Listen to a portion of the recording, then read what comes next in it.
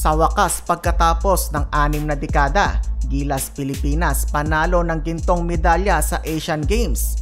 Hingal kabayo si RHJ, binigay ang lahat sa laban. Napalaban na mga idol para sa gintong medalya. Gilas Pilipinas laban sa Jordan. 6 na dekada na tayong hindi makasungkit ng ginto pagdating sa 5v5 basketball sa Asian Games. Rebanse sa pagitan ni Justin Brownlee at Rondae Hollis Jefferson. Sino ang tunay na may Mamba mentality? Opening quarter, unang nakapukol para sa Gilas mga idol si Scottie Thompson galing sa 3-pointer. Grabe ang sigawan tuwing hahawak ng bola si Jefferson. Corner 3 naman para kay Newsam, ngunit nakabawi agad ng 2-pointer si RHJ. Bantayan din kaagad sila mga idol ni Justin Brownlee. Iwan si RHJ matapos PKN ni Noy P. Brownlee. Hindi ginamit ang pick ni Scottie. Out of nowhere, bigla na lang tumapak ng gas pedal si Chris Newsam.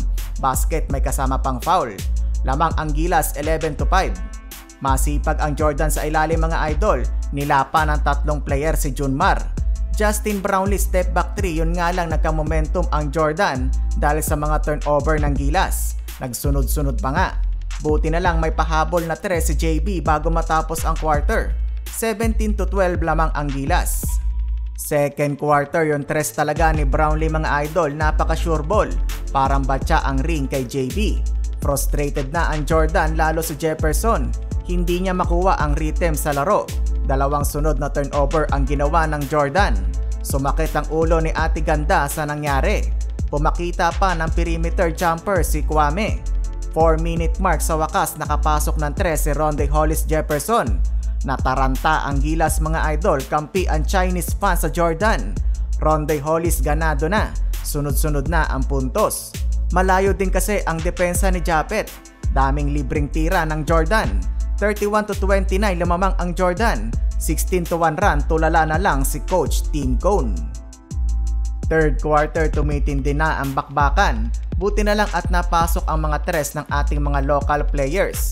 Newsam, Scottie at Calvin Optana.